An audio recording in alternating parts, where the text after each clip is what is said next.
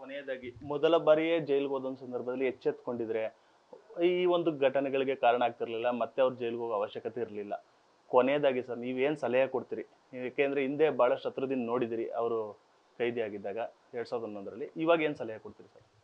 Sir, ಆತ ಮಾಡಿದಾರೋ ಇಲ್ವೋ ಗೊತ್ತಿಲ್ಲ.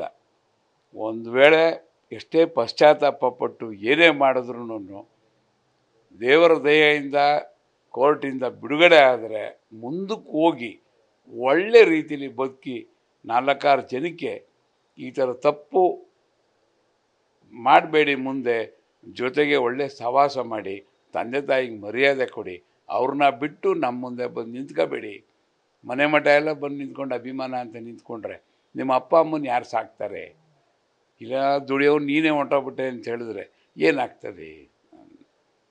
ಅದಕ್ಕೋಸ್ಕರ ಯಾರೂ ಆಗಿರಲಿ ಸರ್, ಇಂಥ ಹೀನ ಕೃತ್ಯಗಳು ಭಾಗಿಯಾಗೋದಾಗಲಿ, ಭಾಗಿಯಾಗಿದ್ದೀವಿ ಅಂದ್ಬಿಟ್ಟು ಇದು ಮಾಡೋದಾಗಲಿ ಮಾಡಬಾರ್ದು ಸರ್. ಅಷ್ಟೇ ಸರ್. ದೇವರು ಎಲ್ರಿಗೂ ಒಳ್ಳೇದು ಮಾಡಲಿ ಸರ್, ಅಷ್ಟೇ. Okay sir. ನಾನು ಇದಿಷ್ಟು 2011ರಲ್ಲಿ ಜೈಲಧಿಕಾರಿ ಆಗಿದ್ದಂತಹ ಸತೀಶ್ ರವರ ಮಾತಾಗಿರುವಂಥದ್ದು. ಅಂದರೆ ಈಗಾಗಲೇ ಅವರು ನಿವೃತ್ತರಾಗಿದ್ದಾರೆ. ಅವರು ಹೇಳುವಂಥದ್ದು ಈಗಲಾದರೂ ಪಶ್ಚಾತ್ತಾಪ ಪಟ್ಟು ಮನಪರಿವರ್ತನೆ ಮಾಡ್ಕೊಳ್ಳಿ, ಮತ್ತೊಂದು ಕಡೆ ಈ ಎಲ್ಲ ಮಾತುಗಳನ್ನು ಕೂಡ ಹೇಳ್ತಾ ಇರುವಂಥದ್ದು.